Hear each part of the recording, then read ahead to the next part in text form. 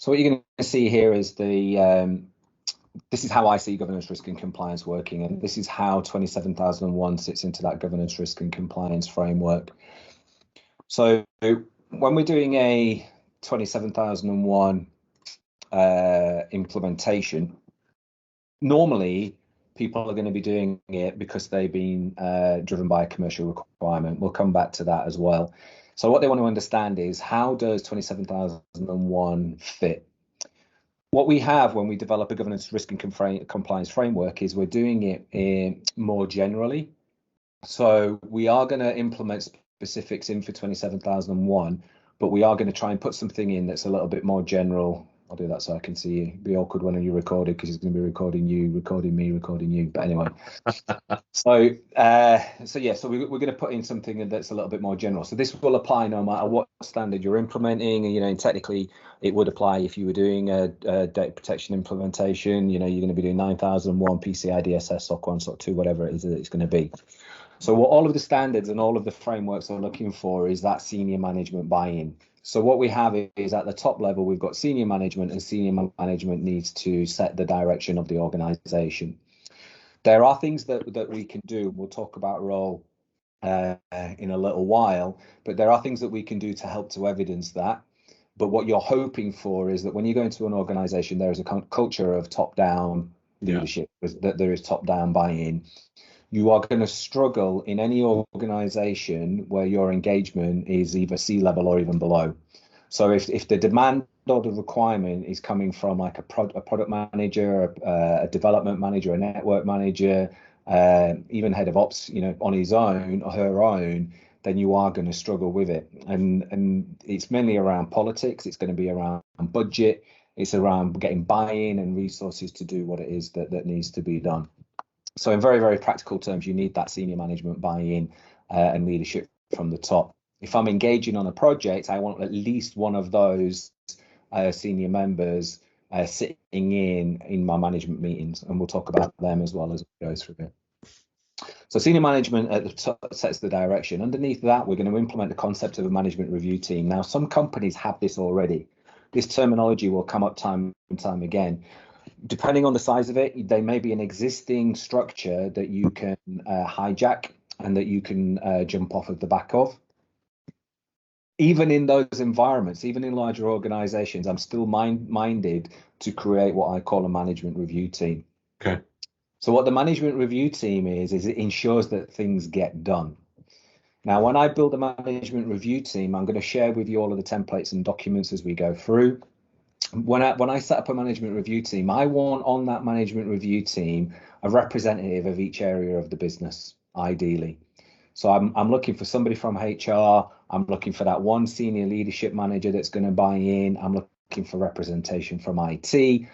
If I've got a software development function, I want somebody from software development, call center, ops, whatever it is. So the size of the organization. Now, in a smaller organization, it might only be two of you, and that's fine too. Right, but we just got to have this. We've got to have this structure. Now, the standard is going to call to that as well. So it's going to say, right, I need you to demonstrate certain things. I need you to demonstrate clearly buy-in, and this is one of the ways that we do it. We want you to demonstrate in communication. We want you to demonstrate things like continual improvement. So there are a number of things that need to happen that this management review team is going to satisfy. And again, we haven't even really got to a standard yet, but in those principles. So we've got this management review team. So what do? So they oversee and they approve policies and procedures at the end of the day. That is on the left-hand side of this cycle. That is what that management review team is doing.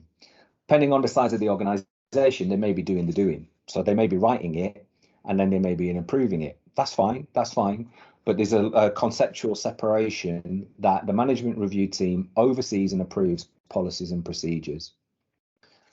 In our world, or in my world, from a practical perspective, I separate out for client policy and procedure. A policy is a statement of what we do. A procedure is a statement of how we do it.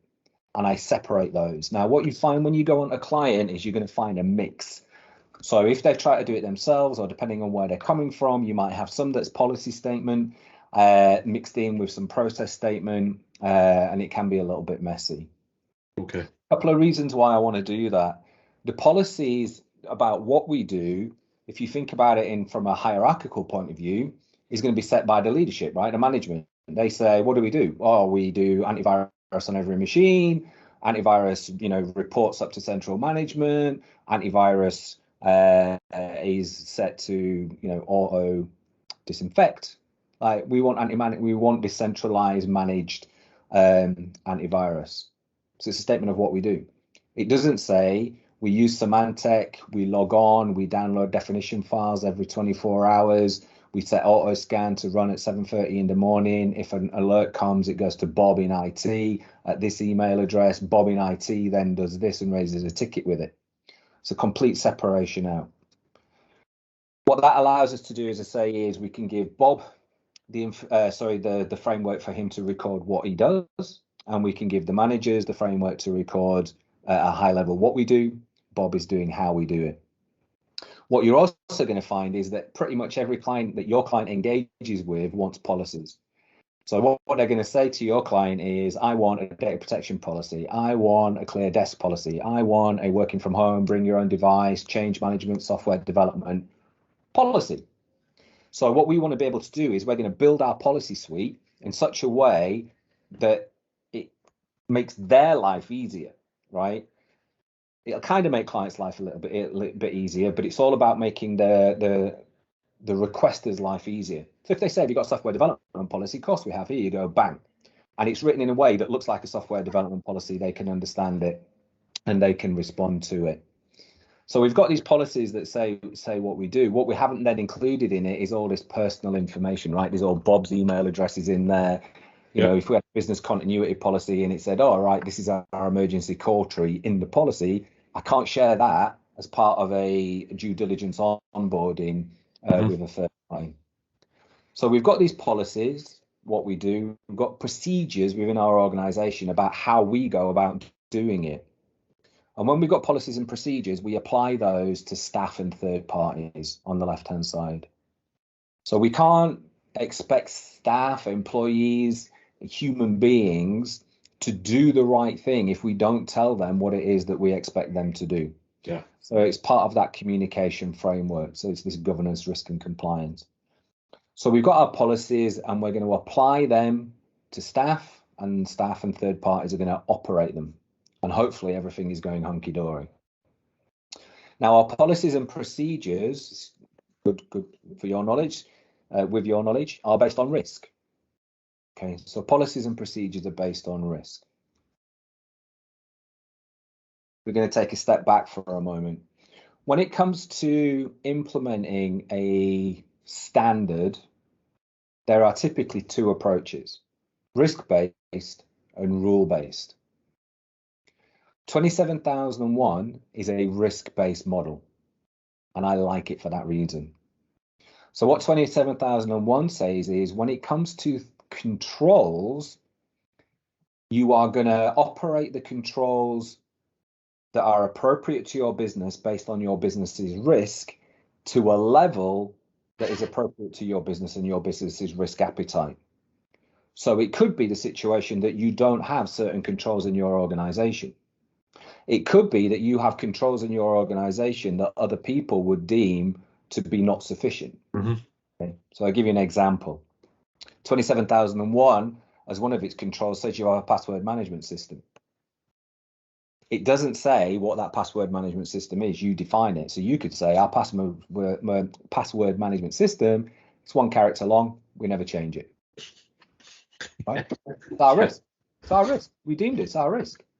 Now, I could show you how you would have to manage and report that and how you'd have to control that, but the theory stands.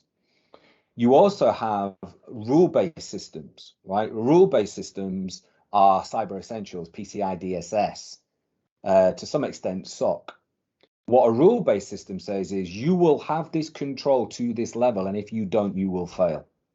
There is no ifs, no buts, no nothing around it, right?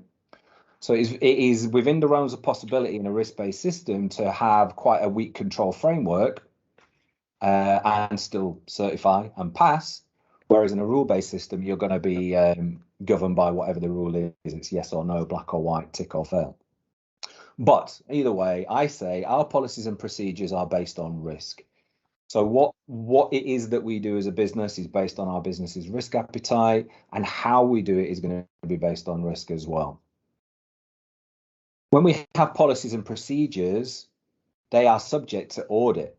They're going to get checked, and they're going to get checked a lot, right? So as a function, we have to perform internal audits on our organization at least annually.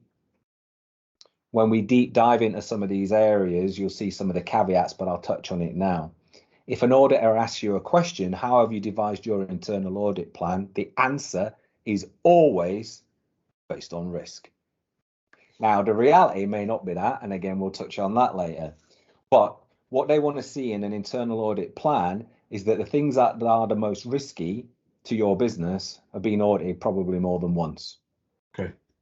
Right, so you're going to audit based on risk. If I know, I don't know, if I'm in a high transaction environment for financial services, and what could be capacity management maybe, was an issue, then that might be an area that I audit every month just to keep an eye on it and make sure that all the controls are working. So we've got policies, we've got procedures based on risk. Risk is defined the level that we're going to implement them, and then we're going to audit them. We're going to internally audit them. You can internally audit with your own staff, with your own self. Like the head of IT could internally audit it.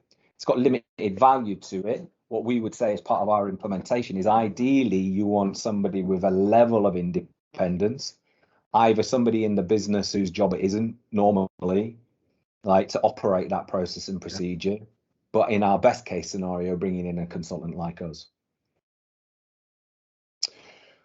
When we've got these policies and procedures that staff are operating in the middle, what you can see is they've got incidents. Now, what is an incident? An incident is a deviation from a policy or a procedure. So in like the audit terms, we call it a non-conformity, right? So what do I mean by an incident? It could be that a policy says what we do, and actually we found not to do it. Or a procedure says something and we've not followed the steps within the procedure. So typical incidents, right? People leaving a laptop on a train, that's an incident. An outage of your system for 30 minutes, that's an incident. It's a deviation from the norm. I had a call yesterday with a client. They had outsourced account provisioning to a support company, an IT support company, and they discovered that the IT support company had been cloning rather than creating IDs from scratch, and they've been cloning senior managers' IDs and allocating them to new starters, and new starters therefore had all the access rights of the senior manager, and this has been going on for some time. Deviation from the norm, right?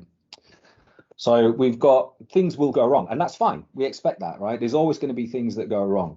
So I can find, I'm going to perform my risk assessment, I'm going to do my internal audit, and incidents that things are going to go wrong. That bit in the middle leads into your continual improvement. So we're going to drive a process now of continual improvement. So 27001 doesn't necessarily expect you to have everything right day one. And actually baked into it is a process of continually improving. Now we can look further down the line at the benchmark of what would be expected for a certification, even though it could be quite low. But the concept is we've got continual improvement. So a continual improvement is reported to and managed by the management review team. And again, I'll show you the templates that make that up. So what do I mean by that? So if I've gone through my risk identification and I've highlighted that there is a risk, there could be we're going to open a new office, there's no reception in the office, and there's no entry controls. So I've identified a new risk. So I've got to do something about it.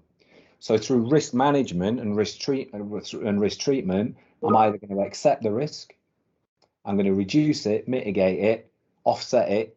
So I'm going to do something with that risk. But the body that makes that decision is the management review team. The management review team is the one that reports it. So it is the one that oversees it. When I go through my internal audit and I go against the controls and I find that something is wrong or is not operating effectively, then I'm going to have to make a recommendation and something's going to have to happen. That goes into the management review team. An incident occurs, it could be a one-off, or it may require something. And that something could be people, it could require time, it might be people need training or educating, I might need tooling, I might need technology. You know, whatever it is, there's going to be something that needs a decision to be made, and it's the management review team that would approve that. So through the processes that I'll show you and the reporting and all the templates and how it works, ultimately it's the management review team that says, yes, you can have the resource to do whatever it is that you need to do. We'll plan it, we'll track it, we'll manage it, or we accept the risk. And again, we've got different levels of authority on who can approve what levels of risk, but that's roughly the structure of how it works.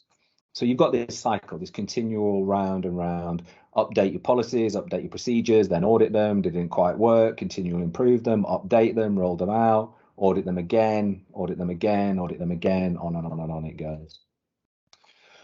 When it comes to your audits, one of the first things is when we come off of this is I'll talk you through the process of how 27001 works, but you are going to get externally audited. Now, external audits for clients happen in a number of different ways, right? They can happen as part of a certification process. They can happen as part of onboarding a new customer. So typically you're going to see questionnaires, requests for certificates, but they can also come and audit you and review you. And obviously, worst case scenario, then a regulator is going to come in and audit you as well. But you know, hopefully, you never get to that point. So let's look at the framework. So that's how the management of it all hangs together. So if I look at what does the governance framework, the top two remain the same. You think of it as an inverted pyramid in effect, but I like to work bottom up, top down, but you see where we're going. So the top two remain the same. Management is still setting the direction. The management review team is still ensuring it gets done. What we're looking at now is where does 27001 logically fit within this structure? And for me and through my experiences, 27001 forms the foundation. It is the base level management system as an organization that I would be encouraging any client to go for first. So there's some debate in out there. I've got clients that come to me and they go, oh, I want to do SOC 2, right? We want to do SOC 2 first. Again, we can have that discussion, but I would always discourage that and say, let's go 27001 first. If 27001 is on your roadmap, let's do it first, then build on it, because pretty much every other standard that you've got that's out there builds on 27001 as a framework. So your bolt-ons, when we build our structure, you're going to be able to bolt on GDPR, PCI DSS, SOC. And the way that we're going to do that, and the way that we would encourage to do that, is to build these common modules. I want to create a risk management approach, template, structure that is sufficient to support GDPR and to support PCI, and actually it support the wider business. And many engagements I go on, business will say, actually, your risk register is better than the one we use for the company. Let's take that and apply that to the wider business. So we want to build supplier management in a way that it satisfies all requirements, policies, operating procedures, etc. What I mean by the bolt-on section is, and again for knowledge really, is that if something like 27001 says you need a password management system based on risk, it could be one character long, it could be no characters long, it doesn't care. PCI comes along and says, oh, by the way, your password management system will be 28 billion characters long with all of this level of complexity in it. Oh, well, that's okay, right? It's a slight tweak to whatever, an AD setting on a group, whatever, but we're building upon that foundation. GDPR as well, so we will have a look at where that fits, but the principle 6, maintain adequate security. 27001 satisfies a lot of that, but there may be some additional steps that we want to take just to enhance it a little bit for special category data or whatever it is that the GDPR is driving us down. So that's kind of high level how it hangs together, and that's high level where the 27001 fits in within that structure. Is it all things you already knew? Any questions that you'd want to cover off? No questions. It all makes sense. Perfect. So hopefully that's just recording me and you now, which is fine.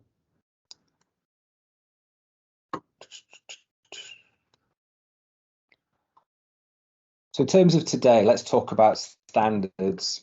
Let's talk about if you were advising client. Okay, client says, oh, I want SOC 2. And we can do more deep dives into the SOC 2 as well further down the line. But it's say in general, right? Oh, I'm looking at doing this. SOC 2, PCI. So let's understand where these frameworks fit within that structure. 27001, as we say, international standard for information security management, an international standard driven by the BSI, the British Standards Institute, an ISO standard that is aligned from a management perspective with things like 9001, 22301, business continuity. So the management structure actually side of it, you're going to see on more than one occasion if you go into a more complex client. You know, if I go into one that's doing 9001, I'm like, well, you'll be already having a management structure. You already got continual improvement. These things that we can bolt on together. It, as I say, it's the baseline, right? It's the minimum level, risk-based system, minimum level. The main requirement and driver for it tends to be out of the UK from my experience. So it's very UK, European centric. If your client is operating within Europe, 27001 is probably the one they're going to be pushed for. As you start to move across more into the Americas would be driven more by a requirement for SOC. And it is typically a SOC 2 requirement that they have. And you get that out of Australia as well. Depending on the size of the organization that's requesting it, they're probably going to ask for both. So I've got clients in financial services. You know, you start working with the large banks, Big Four. They're asking for both just straight out the bat. So let's look at orders of magnitude. Yes, both standards can operate to any organization. I deal a lot though with startups. 27001 you can implement pretty well for a startup. SOC 2 would be a little bit more complex. So if I look at what does SOC 2 do, SOC 2 is driven from an accounting practice, right? So it's an accounting structural framework really, and it actually sits within a broader accounting audit process. When it comes to SOC, there are two types. There's a SOC 1 audit and a SOC 2 audit. And we'll cover this again, don't worry, but it's just conceptually. So the client's saying to you, I want a SOC 2 audit. Well, what does that mean?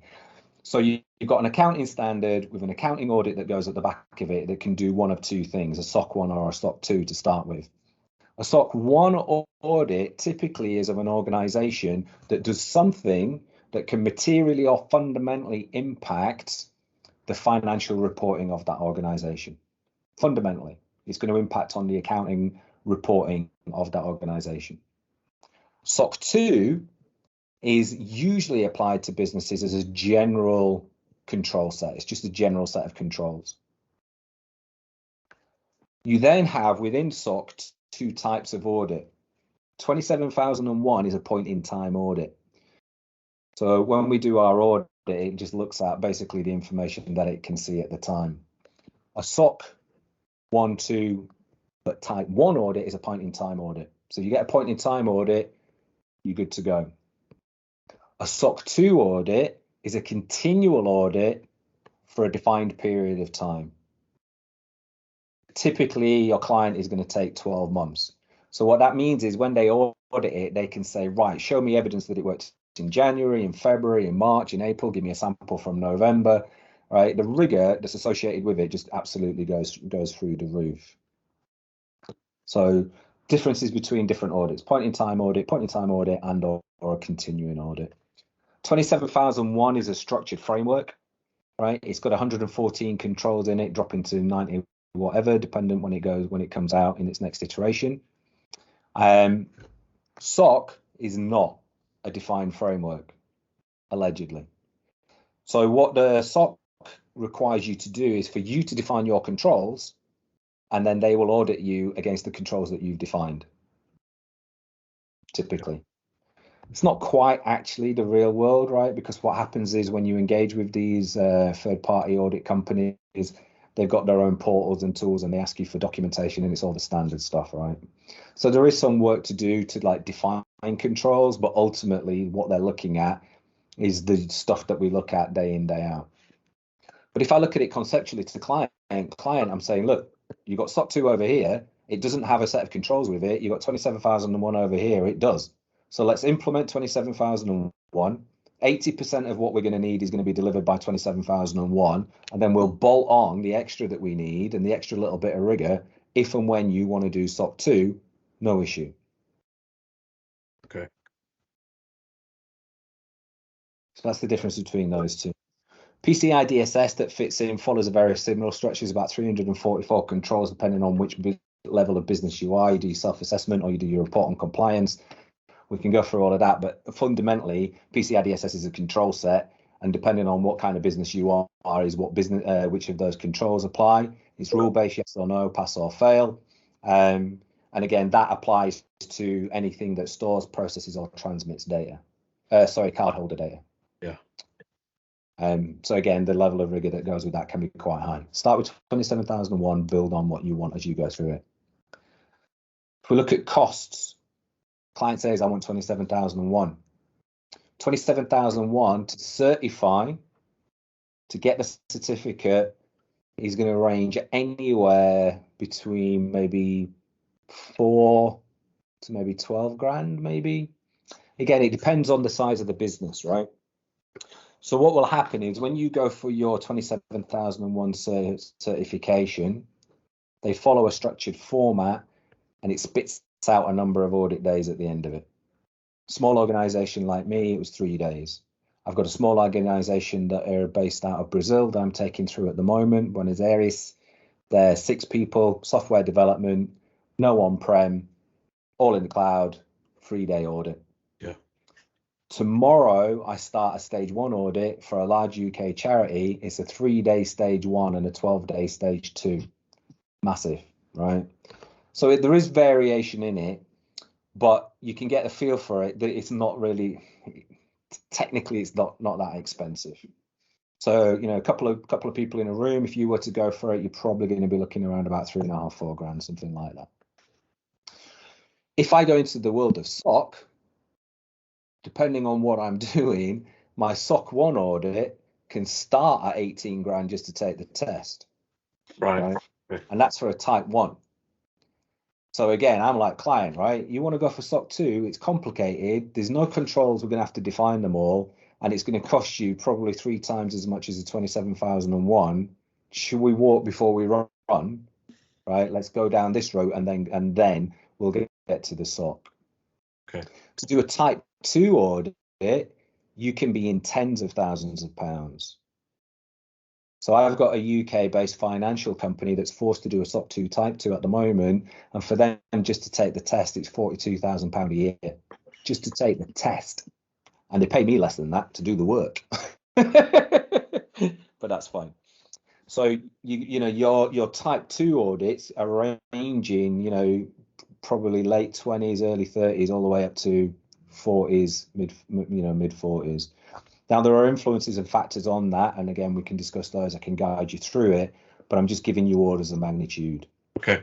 Then when you get into PCI DSS, clearly they'll charge what they want, right? 10, again, 30, 40 grand just to take the test. So for me, my framework is 27,001, build upon top of that. Let's look at how the 27,001 process works. Okay.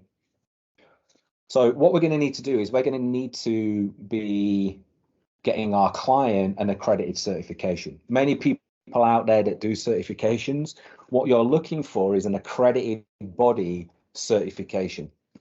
I'm not going to call out the ones that pretend that they are and are not, but you've got to do your due diligence and find out who are the ones that can. So if you look at it from the UK, to get an accredited certification, you're looking at British Standards Institute, you've got SGS, so BSI, SGS, CFA, Centre for Assessment, BAB, British Assessment Bureau. The one that I use a lot, and I can make you an introduction to, is Approachable, right? So the Approachable guys are absolutely spot on, but I use Approachable. You can Google it. There are other ones out, LRQA, etc., but they tend to be the big ones. If you were going to engage with client, I always recommend to client, even though I know they're going to go with Approachable, is get 3 quotes. Yeah. Make them do the work. So you go to the BSI, probably got the CFA, and then go to Approachable and get 3 quotes back. I can show you at some point the level of difference that comes back, because it's not that standard either, right? So they're going to send back their fees, and there's some confusion with you that you've got to work through that. Once you've seen a few of them, you know what to look for. Like you can see what they're missing, right? And you know what's going to hit your client further down the line, because it isn't straightforward as this is the price. The way they cut it can be confusing. So we're going to go to the certification body, and we're going to make sure that they're accredited. The accreditation body in the UK is UCAS. So it's a UCAS accredited certification body. And you can look on the UCAS website, and it will tell you which ones are underneath that. Some of those bodies can issue certificates elsewhere. So I use Approachable. They do my Buenos Aires client, they do my Americas client, and they do their Australia client. Okay. So at the end of the day, as long as it's an accredited certificate, it kind of doesn't matter. To help your client, if you end up with an international client, by using a UK, as a rule, and especially using Approachable, it will be cheaper. Okay. So American auditors for 27,001 can be up to 3 times the price of the UK. Like, their day rates are huge. They over-egg it. It's just like, it's crazy. So I would always say to a client, get 3 quotes, definitely. And even if I was going to say, if I was in America, I'd say get 2 America and one UK, and then let's just compare it so that they can see it. We're not telling them, we're not in bed with anybody. I just know what the answer is, but I'm going to help you to come up with that answer. Yeah. So I get my accredited certification body. They then send out a letter to your client that says, right, these are how many staff have you got, how many offices have you got, etc. That is the thing that dictates the number of days. So they're trying to scope it. So if you have physical offices in scope, then they will physically visit those offices. It's going to cost you money, right? The more staff you've got, again, I think because these guys have got 200, it's like 11 days. And I'm going, but it doesn't make sense, because the process is the process, right? It's irrelevant of how many people. Like, we're just going to be sat twiddling our thumbs for 10 days anyway. That's another story. So then they're going to quote it, and then they're going to come back on you. Things to look out for in quotes, right? There's going to be a stage 1 and a stage 2 audit that makes up the certification process. The stage 1 audit is the one that's 1 or 2 days. It's the smaller of the 2 audits. The stage 1 audit looks at, do you have documentation in place? Primarily, is the information security management system evidenced as being implemented, operating effectively, and does it look like you've done some documentation on your Annex A controls? But it's predominantly looking at the information security management system. The stage 2 audit is pretty much fundamentally a walkthrough of the Annex A controls with a show me. The auditor can only ever audit what we tell them, right?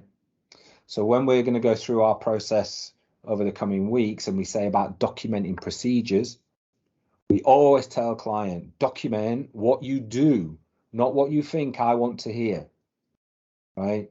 Document the reality of your world right now, because what the audit is going to do is go, show me that piece of paper, and then they're going to read it and go, it says here that you get to work at 9 o'clock. And then you go, yeah, I'm only getting at 10. You go, right, well, you failed. Like, why? Why did you write down you're getting at 9 when you don't come in until 10? Why didn't you put that you come in at 10? So that's what they're going to do in stage 2. They're going to go through line by line what it is that you say you do so that you can evidence and prove it. So they're going to quote you for your certificate on your stage 1 and your stage 2. When we do our certificate, it goes on this 3-year cycle. So we have an annual cost now with the certification body to do a continuing assessment audit, a CAV, or a continuing audit. What that means is that every year they're going to come back and do a subset of those controls. For a small organization, typically a day and a half, 2 days. You know, if I had a 6-day audit, I'd probably expect my CAV to be around about 2 days in reality. And they're going to choose the controls that they audit based on risk. That's what they're going to tell you, but they've got a standard template and it'll be whatever it is that they're going to audit in that year. So they'll just do a kicking of the tires and making sure that things are running, but they're going to charge you for it, right? So the fees that you're looking out for are, what are my continuing audit fees? Some certification bodies won't tell you that when you sign up to take the certificate. They'll say, oh, we'll let you know when you've got your certificate. Bit naughty, right? Because then they've got you over about, you're in then. So you want to know, transparency is, what is my annual ongoing audit fee? So once you know that, you've got a good grasp then pretty much of where you're going to be landing for your client. Some of them will include VAT, some of them will exclude VAT. Some of them will add services that you don't need. The BSI are horrendous for it. We're going to give you access to this portal and this system, and we're going to do this management, and we're going to charge you a 10% project fee. And you're like, whoa, by the time by the time you've gone through it, again, you're hitting that 15 grand mark for what I can get through Approachable for probably 6, 7, 8. I mean, it's layering on. What you need though, you need the stage 1, stage 2 certification audit, and you need the CAV. And then you're asking them and you're looking out for hidden fees. When we engage with a third party to do the 27001 audit, it can take up to 12 weeks, but really you're just at the mercy of their availability. So they've got auditors, their availability is going to dictate it.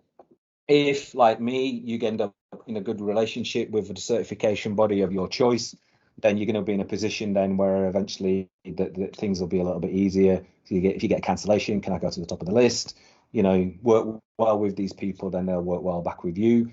It isn't about like getting any special favors, but it's just about smoothing the wheels a little bit.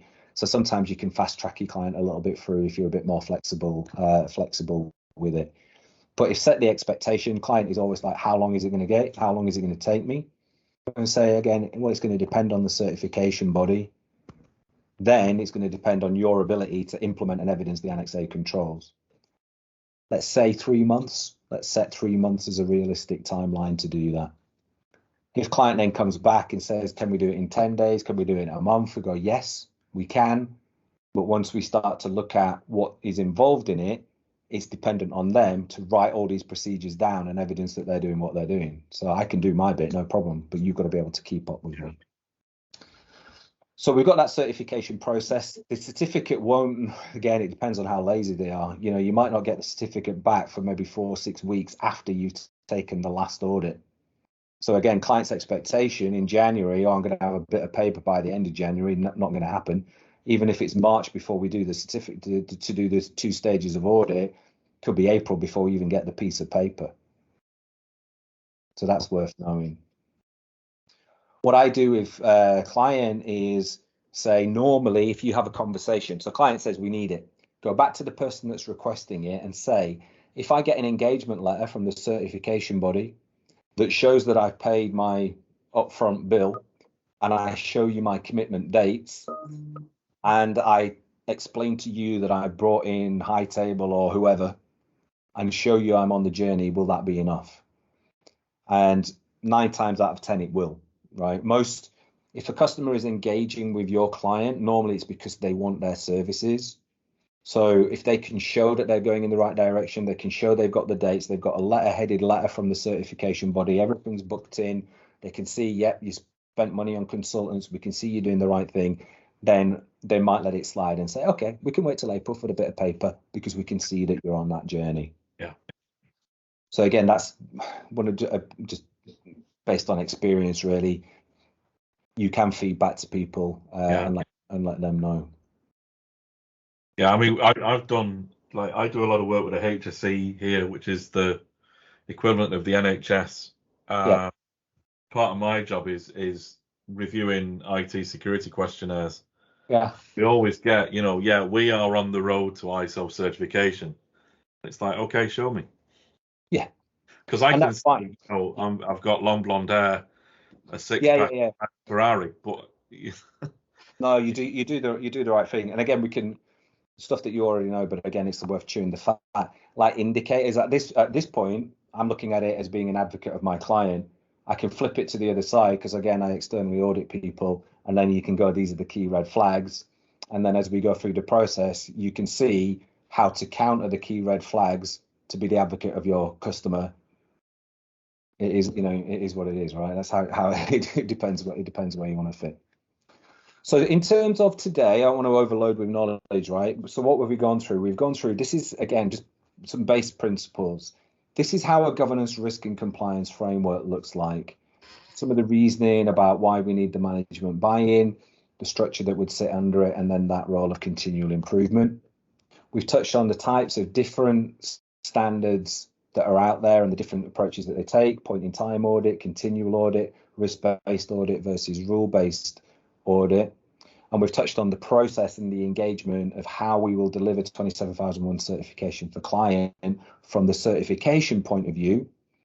We had a look at the difference between UK and non-UK costs and timelines, 3 quotes as an approach. And now you've got the, if you haven't spoken to them before, approachable or my go-to.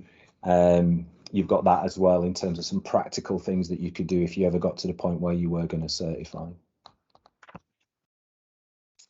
Out of everything we've covered today, is there anything else? Is there anything that's come up as question or? No, it all makes sense. The governance framework, it makes sense. It's really handy to know in terms the timeline stuff is really handy to know. The costs stuff is really handy to know. I haven't come across approachable, but I've come across BSI in terms of them, some of their quotations for data protection stuff here. Just They're over it's over the top, right? Yeah. It's over the top. So what we, yeah, no, I mean, it's over the top. And to be fair, when you get into SOC 2, I have the same conversation with the SOC 2 audit. It's supply and demand. And I'm like, what is it that you're going to do? They come to me, right? So my client every year, 10 days of audit, 10 days of audit. That's of audit. And then there's pre-audit that happens before that. And I'm like, okay, so what are you going to do? Can you upload all this document into a portal? I'm like, okay, but what are you going to do? Like, I know what you're going to do. Why are you charging my client £40,000, right, for what is at best 5 days work? At best. Yeah. At best. And the answer is because we can. And you go, well, that's fine too. So if you look at the structure, I mean, we're going off on a little bit of a deviation. I think I will probably spend a little bit of time with it on the next call, really, which is what is your role, right? So what are the roles that are at play? In fact, let's pick that up next time. What are the roles that are at play in terms of an engagement and an audit? And then what is everybody's perspective? And then what is the reality of what is going on? And then how do you manage that? So we'll have a look at that next time. I'll give you, because you know anyway, but it'll give you some insights into that. Super.